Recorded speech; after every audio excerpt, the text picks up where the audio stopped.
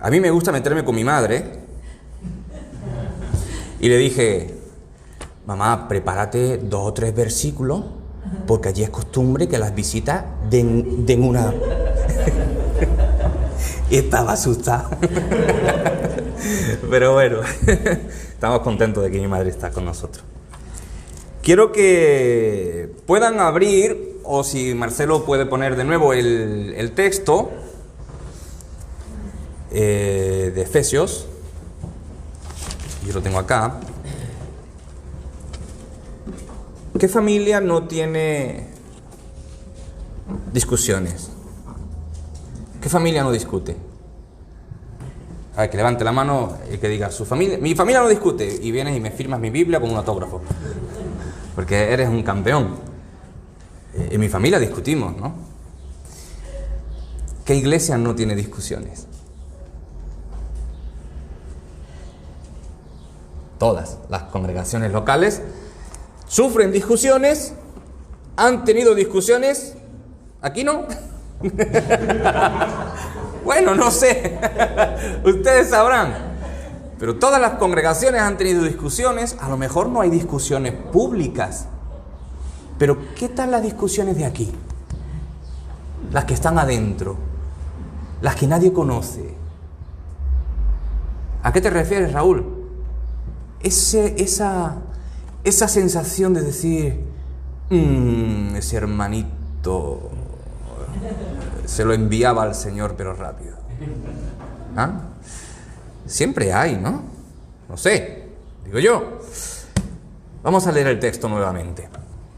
Dice Pablo, yo pues, prisionero del Señor, yo estoy leyendo la textual porque tiene unas palabras un poquito más claras que la Reina Valera o la de las Américas. Dice, yo pues, prisionero del Señor, ¿ves? Yo pues, preso en el Señor, prisionero, tiene otro carácter más de acuerdo al original. Os exhorto que andéis como es digno del llamamiento con que fuisteis llamados. Aquí dice que andéis como es digno de la vocación con que fuisteis llamados. Me gusta más llamamiento. No es que me guste más, es que llamamiento va más de acuerdo con la expresión kaleo, que es el verbo llamar en griego. Entonces, aunque es igual, pero es un poquito más claro. Dice, yo prisionero del Señor os exhorto, os animo que andéis como es digno del llamamiento. Y esta palabra llamamiento es muy importante en el discurso que Pablo va a hacer aquí. Recordemos el contexto, Recordemos el contexto, como llevamos estudiando la carta de Efesios. El contexto, Pablo ha hablado de gentiles y judíos, 2 pueblos enemigos que ahora son, por medio de la cruz, un solo pueblo. Y Cristo clavó las enemistades de los 2 pueblos y de los 2 pueblos enemistados hizo un solo pueblo. Por tanto, ya no hay judíos ni gentiles, sino hay la iglesia de Cristo. Y Pablo va a hablar de la unidad, está hablando de la unidad. Y Pablo dice, prisionero del Señor, yo os exhorto, estoy preso, pero os exhorto desde donde estoy, que caminéis, que andéis, o sea, que viváis, que vuestra vida sea digna, tan digna como el llamamiento que habéis recibido, llamamiento. Con toda humildad y mansedumbre, soportándoos, y aquí Daniel ha hecho un énfasis especial, soportándoos con paciencia los unos a los otros, en amor. Versículo 3, solícitos. ¿En qué?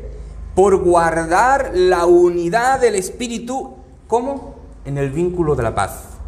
Por eso comencé diciendo, discusiones, disputas, disensiones, enemistades. Pablo va a hablar de eso en otra de sus cartas. Un solo cuerpo y un solo espíritu, como también fuisteis llamados con una misma esperanza de vuestro llamamiento. De nuevo la palabra llamamiento. Un solo Señor, una sola fe, un solo bautismo, un solo Dios y Padre, y Padre de todos, quien está sobre todos, a través de todos y en todos. Fíjese lo que dice Pablo.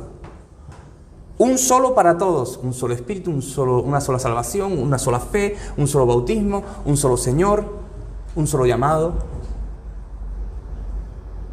Entonces, si tenemos una sola cosa, de todas estas, tenemos que guardar la paz en el vínculo del amor. O guardar el amor en el vínculo de la paz. ¿Qué llamamiento habían recibido? Bueno, vente conmigo al capítulo 1, porque es muy importante para Pablo este vocablo de llamamiento. ¿Qué llamamiento? A ver, Pablo, ¿por qué haces tanto énfasis en el llamamiento? Bueno, capítulo 1, versículo 3, bendito sea el Dios y Padre de nuestro Señor, el Mesías Jesús, quien nos bendijo en los cielos con toda bendición espiritual. Nos ha elegido desde antes de la fundación del mundo. Dice, según nos escogió en él, llamamiento, elección para llamamiento. Según nos escogió en él antes de la fundación del mundo, para que fuéramos santos y sin mancha delante de él. Nos llamó, nos eligió, nos destinó a ser santos, nos redimió, en quien tenemos versículo 7, en quien tenemos la redención por su sangre. Nos redimió, nos compró, nos adoptó como hijos. Va a hablar también acá de la adopción. Y luego en el versículo 13 y 14 va a hablar de que nos ha sellado con el Espíritu Santo. ¿Qué llamamiento habían recibido? Elección, destino para ser santos, predestinación. Nos redimió, o sea, nos compró por precio de sangre. Nos adoptó, nos hizo sus hijos y nos selló con el Espíritu Santo como pertenencia de vida. Por tanto, el llamamiento es un llamado eterno, porque Dios es eterno, y el llamamiento, si Dios que es eterno nos ha llamado, ha sido un llamamiento eterno que no se agota. Un llamado a vivir experimentando su presencia, ese que nos bendijo con toda bendición espiritual en Cristo. Ese llamado es a vivir experimentando su presencia en nuestras vidas en toda circunstancia. ¿Cómo estás? ¿Cómo estás atravesando? Bueno, pues tu llamado también es a experimentar a Dios en todas y cada una de tus circunstancias, sean buenas, regulares o peores. El llamado es a ser hijos de Dios. Y si hijos, también herederos de todo lo que el Padre tiene. El llamado es a la vida, es a no morir jamás. El llamado es a tener una familia extensa, y no solamente aquí, sino en otras iglesias locales. A donde vayas y haya una iglesia, ahí está tu familia. Donde el amor, la amistad, la ayuda sincera y bondadosa se tiene que dar entre cada uno de los hermanos y hermanas. ¿Por qué? Porque ese es el llamado a ser familia. ¿Y la familia qué hace? Se ayuda, se aman, se corrigen también. Eso es ser familia, ¿verdad? Ríen juntos, pero también lloran juntos. Eso es ser familia. A eso nos ha llamado el Señor. Y lo más maravilloso de todo este llamado, ¿sabes qué es? Efesios capítulo 2, del 1 al 6, pero vamos a leer el 4 y el 5. Pero Dios, que es rico en misericordia, por su gran amor con que nos amó, aún estando nosotros muertos en nuestros pecados, nos dio vida. No lo merecíamos. No lo merecíamos. Y Él nos dio vida. Nos llamó a hacer eso. Entonces, ¿a qué les faculta este llamado? Porque seguimos con el vocablo llamado. Entonces, si hemos contestado una pregunta, ¿qué llamamiento habían recibido? Hemos visto el llamamiento que Pablo expone. ¿A qué les faculta este llamado? Bueno, capítulo 4, versículo 5. Un solo Señor, una sola fe, un solo bautismo. Les faculta a tener un solo Señor. ¿Eso qué significa? Que todos somos esclavos del mismo Señor. A ver, Raúl, no lo entiendo esto muy bien, porque en nuestro tiempo la esclavitud... Vale, no lo entendemos bien. Vamos a ver si lo explicamos. Que Jesús es, hablando en tierra marinera, es el patrón de nuestro barco. Y explícamelo mejor. Los marineros tienen que obedecer al patrón, ¿no? Porque si no, por la borda. y sin chaleco. Tenemos un patrón. es el que dirige nuestras vidas. Y eso es fantástico. Si un barco no tiene patrón, está complicada la cosa, ¿no? Si una iglesia no tiene patrón, está complicada la cosa. Porque entonces volvemos al tiempo de jueces, donde cada uno hacía lo que bien. Y queremos hacer eso. Cada uno de nosotros queremos tirar por donde mejor nos parece. Tenemos un patrón, tenemos un Señor. Tenemos alguien que nos dirige y alguien que dice: hey, yo soy el Señor y me debe respeto y yo soy el que sabe lo mejor para ti. ¿A qué le faculta dicho llamado? A que tengo confianza para dirigirme por la vida, porque Jesús es quien dirige mis caminos. Y muchas veces yo me voy a equivocar, y seguramente si yo elijo para mí un destino, mi Señor, que sabe que yo no elijo muy bien, quizá me va a redirigir y no va a dejar que me caiga. Le faculta eso, tener un solo Señor. Pero también le faculta, versículo 4:4, un solo cuerpo. A tener un solo cuerpo, una iglesia. Y no hablo de una iglesia local, sino una iglesia universal. El cuerpo de Cristo, pertenecemos a la misma iglesia, al cuerpo de Jesús. Pero también, versículo 4:6, un solo Dios y Padre de todos. Nos faculta para tener un mismo Padre. Y esto es maravilloso. ¿Por qué? Porque el Dios del cielo, el Dios de la creación, el eterno, es nuestro Padre. Y hay un texto que me fascina. Está en Isaías 46:4. Dice: hasta la vejez, yo mismo. Hasta la vejez yo estaré contigo. Yo te hice y yo te sostendré.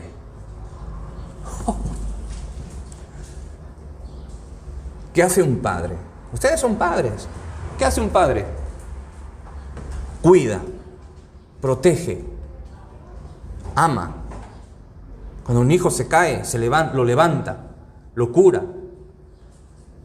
No permite que se meta en líos, ¿no? Salmo 23, Jehová es mi pastor, nada me faltará. Y mira lo que David dice en ese salmo, como el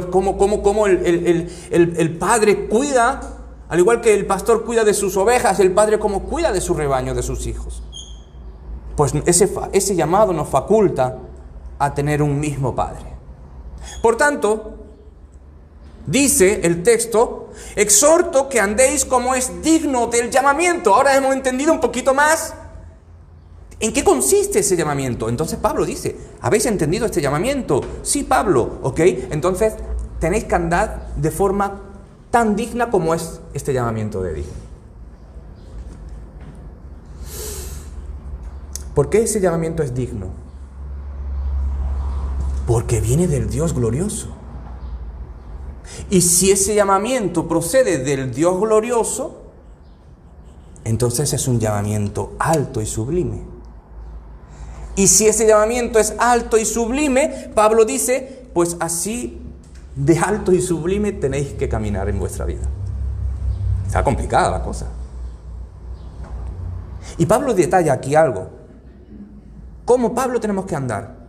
Recuerden que todo esto es en el contexto de la unidad de la iglesia, ¿eh? Es en el contexto de la unidad. Pablo dice: entonces, andad con toda humildad, con toda mansedumbre, soportándoos con toda largura de ánimo, unos a otros, en amor. ¿Para qué? Para guardar la unidad del Espíritu en el vínculo de la paz. Y yo pensando en esto, quiero que vengas conmigo al Evangelio de Juan, porque no se me ocurría mejor enseñanza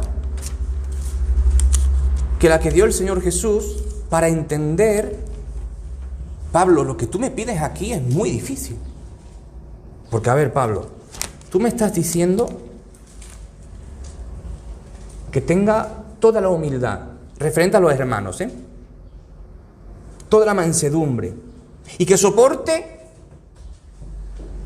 con toda largura de ánimo. O sea, longanimidad significa que tiene una largura de ánimo, que aguanta. Y claro, soportar al hermanito que me cae bien es sencillo. Pero Pablo también dice, cuando Pablo usa este vocablo, soportar, está indicando algo no muy agradable, porque está indicando que tienes una carga encima. Si no, no sería soportar, si no sería un placer, un viaje, un crucero en el Mediterráneo. Ahí nadie soporta nada, ahí todo bien, ¿no? Pero cuando Pablo dice soporta, significa que, esto pesa. Pablo no está hablando para aquellos que me caen bien. Pablo está hablando de aquellos hermanitos y hermanitas, y lo digo no tono despectivo, ¿me entienden? Aquellos hermanitos y hermanitas que mejor que el Señor se los llevara, porque me va a salir una úlcera. ¿No? Es que eso es el Evangelio. Ese es el Evangelio. ¿Quién nos dijo que el Evangelio era un paseo agradable y perfecto durante todos nuestros caminos en la vida? Cristo dijo, toma tu cruz y sígueme. Y tomar la cruz implica muchas cosas. También soportar al hermano y a la hermana. O sea, me tiene que soportar. Porque les voy a fallar. Seguramente un día venga traspapelado con mi mente y a lo mejor usted va a decir, no me miró el hermanito. Voy a fallar, pero usted también va a fallar. Y esto es lo que dice Pablo, soportémonos unos a otros. ¿Dónde está? Con largura de ánimo en amor. Y yo le preguntaba al texto, Señor, ¿cómo hago esto? O sea, esto es difícil, ¿no? Porque repito, y quiero que esta idea se quede bien clara. Aquella persona que me cae bien no la tengo que soportar. Esto va bien. Pero si tengo que soportar es al hermano o hermana que quizá no me caen tan bien. Y viceversa. Entonces, recordé un suceso que Juan, el evangelista Juan, recogió porque le impactó. Juan 13. Dice así: antes de la fiesta de la Pascua, sabiendo Jesús que ya había llegado su hora para que pasara de este mundo al Padre, habiendo amado a los suyos que estaban en el mundo, los amó hasta el extremo. La Reina Valera dice los amó hasta el fin, y es un poco extraño. Los amó hasta el fin, ¿qué significa? Que los amó hasta que se murió, hasta que murió en la cruz y luego... O sea, fin parece que habla de un corte. Extremo es muy largo. Parece que la idea la aclara un poquito más. Y los amó hasta el extremo, sin cortar amor. Y durante la cena, cuando el diablo había puesto en el corazón de Judas, hijo de Simón Iscariote, que lo entregara, sabiendo que el Padre le había puesto todas las cosas en las manos y que había salido de Dios y que a Dios iba, dice el texto que se levanta de la cena, pone a un lado el manto y tomando una toalla se la colocó encima. Dice, luego echó agua en un lebrillo y comenzó a lavar los pies de los discípulos y a secarlos con la toalla con que estaba ceñido. Llega pues a Simón Pedro y le dice, Señor, ¿tú me lavas los pies? Respondió Jesús y le dijo, tú no entiendes ahora lo que yo hago, Simón, pero lo comprenderás de nuevo, lo comprenderás después estas cosas. Le dice Pedro, no me lavarás los pies jamás. Jesús le respondió, si no te lavo, no tienes parte conmigo. Le dice Simón Pedro, pues, Señor, entonces no solamente mis pies, sino también las manos y la cabeza, báñame entero. Jesús le dice, Pedro, el que ha sido bañado no tiene necesidad de lavarse, sino los pies, pues está todo limpio y vosotros estáis limpios, aunque no todos. Porque sabía quién lo entregaba. Por eso dijo, no todos estáis limpios. Así que, después de lavarle los pies, tomó su manto, volvió a reclinarse y dijo, ¿entendéis lo que os he hecho? Vosotros me llamáis maestro y señor y decís bien, porque lo soy. Pues si yo, el Señor y el Maestro, os lavé los pies, también vosotros debéis lavaros los pies unos a otros. Porque ejemplo os di, para que como yo hice, así también hagáis vosotros. En verdad os digo que un siervo no es mayor que su señor, ni un enviado es mayor que el que le envió. Si sabéis estas cosas, bienaventurados sois si las hacéis. ¿Qué pasa aquí? Nosotros tenemos una forma peculiar debido a nuestros trasfondos como españoles, ¿no? Nuestro trasfondo religioso, cultural, y más con las películas de Semana Santa. ¿Sabes? Eso influye. Que no son malas, no son feas, a mí me gusta verlas, ¿no?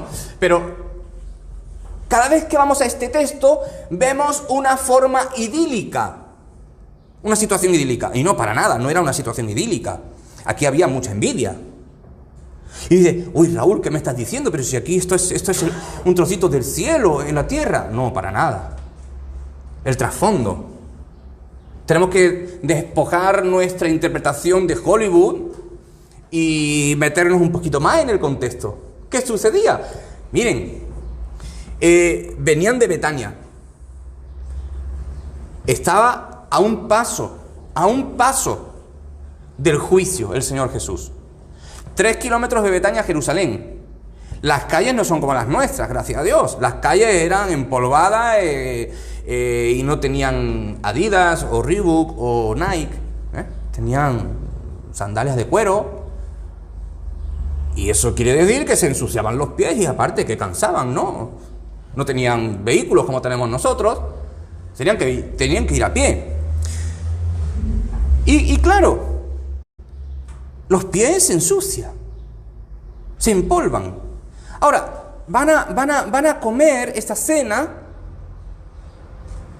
y Jesús es el anfitrión, porque Jesús es el que dijo a los discípulos, id y preparad. El Señor fue el que mandó. O sea, el anfitrión es Jesús. Y algo muy, muy, muy importante y peculiar. El lavar los pies, no voy a decir era, sino que es una costumbre oriental. Es un protocolo. Se debía hacer. Es como cuando usted o yo somos invitados a una boda y no podemos ir como nos dé la gana. Hay un protocolo. Y hay que cumplir el protocolo. Lavar los pies es un protocolo. Pero lavar los pies, aquí está el punto.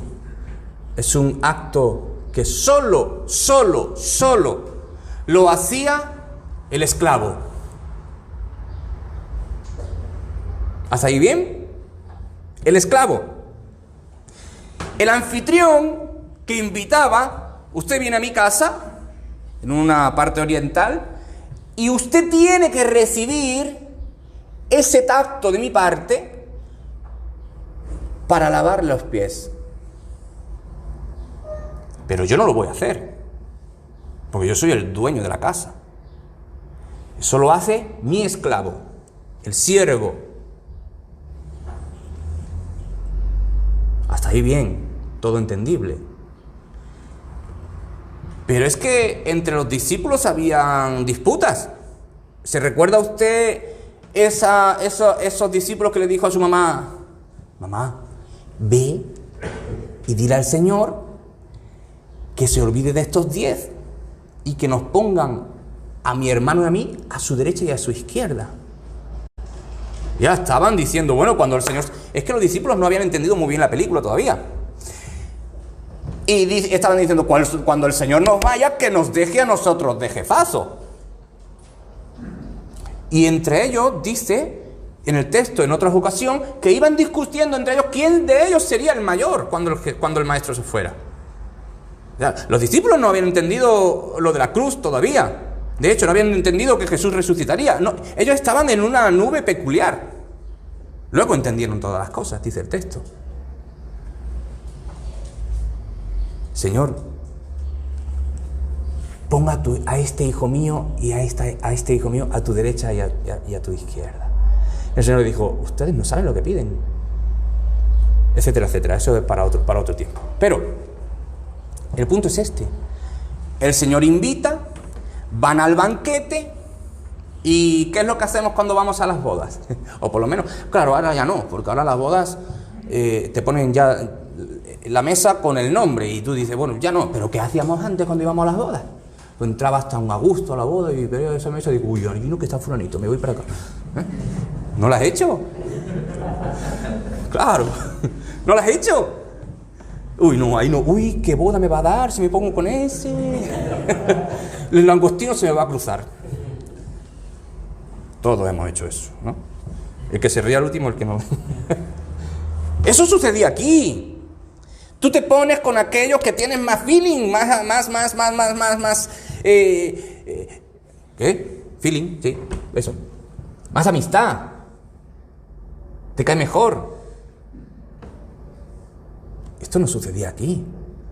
Los discípulos querían ser cada uno el jefe, el sucesor de Jesús. Y llegan a la situación y como buenos judíos se sientan, o mejor, se recuestan, porque no tenían mesas como nosotros, no acostumbraban, se recuestan entre sus camarillas seguramente, porque habían camarillas entre los discípulos, Y se sientan todos, todo estaba listo, todo estaba dispuesto, dice el texto, todo estaba dispuesto, pero no podían empezar a comer. ¿Por qué? ¿Y el siervo? ¿Quién nos lava los pies? No se puede empezar a comer así. No es cultural. ¿Sabe lo que sucedió? Escucha. Mira. Un silencio incómodo. ¿Por qué? ¿Dónde está el siervo? ¿Dónde está el siervo? ¿Qué ocurre? Que si no hay siervo, ¿quién lo va a hacer de nosotros?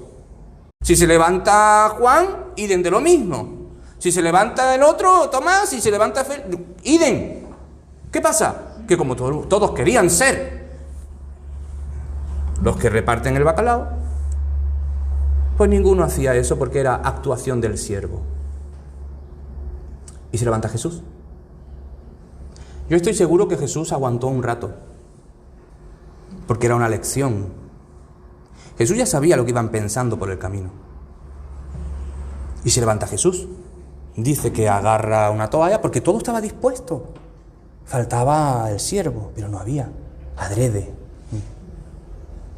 Y se levanta Jesús, coge la toalla, coge el lebrillo y empieza, inclinado, en posición de esclavo, a lavar los pies de sus discípulos. Imagínate tú, qué vergüenza, qué bochorno que el maestro me esté lavando los pies. Claro, el bocón de Pedro, pues tenía que hablar. No, Señor, ¿tú me lavas los pies? Pedro, cállate mejor, porque lo tenías que haber hecho tú. No, Señor, tú no me vas a lavar los pies. Pedro, si no te lavo no vas a tener parte conmigo. Bueno, entonces lávame entero. Pero siempre espontáneo. No, Pedro, no entiendes. Déjame un ratito. Lo vas a entender ahora. Y entonces, cuando el Señor termina de lavar los pies a sus discípulos, dice, se sienta, imagínate el bochorno. El maestro, agachado, a cada uno de los discípulos lavando los pies. Eso no habla de señorío. Vamos a ponerlo en nuestro tiempo. Ahora entra por aquí Pedro Sánchez, presidente del gobierno. ¿Tú te imaginas que Pedro Sánchez va a venir andando solo como Pedro por su casa? No, ese viene con su escolta. Ese viene escoltado con todo, con el séquito, los Mercedes, BMW. ¿Por qué? Porque es un poderoso. Porque así van los poderosos. Un poderoso no se agacha. Otro le recoge lo que se le caiga. ¿Por qué? Porque es el poderoso. Porque agacharse implica rebajarse. Eso es lo que implica. Si a Pedro Sánchez se le cae algo, llega otro y... rápido.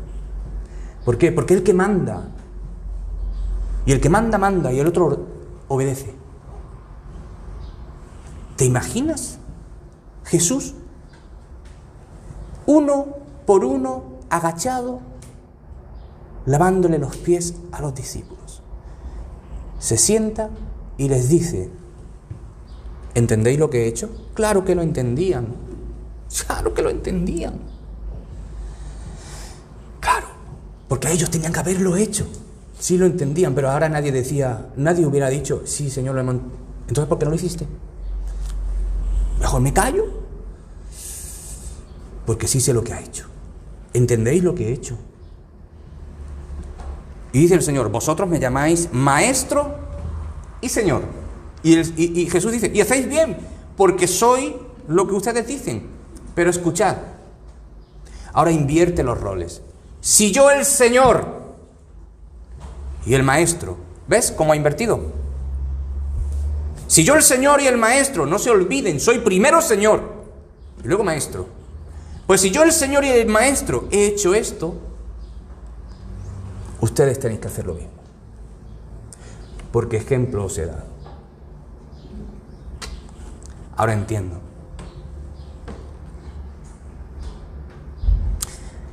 En verdad os digo, un siervo no es mayor que su señor, ni un enviado es mayor que el que lo envió. Claro, tú estás en la boda, invitado, engalanado. ¿Quién es mayor en ese momento, en esa escena? ¿Tú que estás sentado a la mesa o el camarero que viene a servirte? ¿Quién es mayor? Tú. ¿Por qué? Porque tú eres invitado y el otro es camarero y el otro está para servirte a ti. Eso es lo que dice el maestro. Dice, un siervo no es mayor que su señor, ni el enviado del que dice, ve y llévale esto a este. Ese que va no es mayor que el que le envía. Por lógica, el que le envía tiene la autoridad para decirle, ve, y el otro va. Es lo que está diciendo Jesús. Pues si sabéis estas cosas, bienaventurados sois si las hiciereis. Volvemos a nuestro texto, de Efesios. Yo pues, prisionero del Señor, os exhorto que andéis como es digno del llamamiento con que fuisteis llamados, con toda humildad y mansedumbre, soportándoos con longanimidad unos a otros, solícitos por guardar la unidad del Espíritu en el vínculo de la paz. Un solo cuerpo, un solo espíritu, como también fuisteis llamados con una misma esperanza de vuestro llamamiento. Un solo Señor, una sola fe, un solo bautismo, un solo Dios y Padre de todos, quien está sobre todos, a través de todos y en todos. Claro. Aquí está el punto. Si yo soy capaz de inclinarme conscientemente, intencionalmente, si yo soy capaz de inclinarme para lavarte los pies, entonces voy a ser capaz, seguramente, de ser humilde para contigo, de tener mansedumbre para contigo, de no enojarme cuando te equivoques, sino decirte con amor, esto no es así o esto es así. Se me va a hacer más fácil soportarte y viceversa, ¿eh? Ojo, todo vuelve para mí. Es como ejemplo. Si unos a otros adoptamos la condición de siervo para con otro, entonces se nos va a hacer sencillo o moderadamente fácil el servirnos con todo amor. Porque cuando yo entiendo que tengo que servirte, entonces lo voy a hacer con mucho agrado. Porque cuando yo entiendo, como Pablo dice en otra parte, que tú eres superior a mí, entonces yo no voy a ser superior a ti ni creérmelo. Y viceversa. Entonces, ¿qué ocurre? Que el pueblo del Señor, que la iglesia del Señor va a caminar de acuerdo a los parámetros de amor que el Señor dictamina. ¿Y qué ocurre entonces cuando caminemos en amor y en los parámetros que el Señor nos ha mandado? Pues que todo el mundo ahí fuera van a decir, mirad cuánto se aman. Estos son discípulos del Maestro. Sí, Raúl, pero esto es muy difícil. Claro que sí. Es muy difícil si no andamos en el Espíritu. Incluso andando en el Espíritu es complicado, porque somos humanos. Pero, por eso es un acto intencional. Es un acto que tenemos que hacer cada día. Es un acto que tenemos que orar cada día a Dios. Es un acto que tenemos que decir al Señor, Señor, ayúdanos cada día para que nuestro amor crezca. Porque cuando amo a Dios, amo a Cristo, Entonces tengo que amar lo que Cristo ama. Raúl, ¿es que tú eres perfecto? Para nada. Si te contara mi madre, mi esposa. No, en serio, no le preguntes. No le preguntes. No soy perfecto. Claro que no. Sorpresa, tú tampoco. Ahora me río yo. No, en serio, no somos perfectos. Y lo maravilloso de esto es que Dios nos ama. Y por eso el Señor tiene paciencia con nosotros, con una paciencia enorme, longanimidad. Y nos dice, ha fallado hijo, venga, mañana otra vez de nuevo. Pero caminemos en el amor. Sirvámonos unos a otros. ¿Por qué? Porque tenemos ejemplo del que murió en la cruz. Lo hizo, el acto mismo de morir en la cruz. Nos habla del acto de humillación que el Señor hizo. Y si el Señor se humilló, yo no soy más que el Señor. Tú no eres más que el Señor. ¿Entiendes lo que pasa? Cuando nos colocamos a los pies de la cruz, ahí entendemos cuál es nuestra ubicación. Que somos todos iguales. Que nadie es más grande que otro. Que nadie es mejor que otro. Que todos los dones son necesarios para la edificación del cuerpo de la iglesia, para la edificación unos de otros. Y que yo tengo que servirte. A ti, pero tú también tienes que servirme y todos sirviéndonos entre otros. Porque en eso consiste el ser familia. Reír cuando tenemos que reír. Y llevar las cargas de los unos y los otros cuando tenemos que llevar las cargas de los otros. Claro, reír es fácil. Llorar es más difícil. O viceversa. O no, quizá no. A lo mejor llorar es fácil con el que llora, pero cuando le va bien al otro hermanito, yo digo, ¿y por qué a mí no me va como a este incircunciso? ¿Entiendes? Somos así. ¿Pero a qué nos llama el Señor? A ver desde la óptica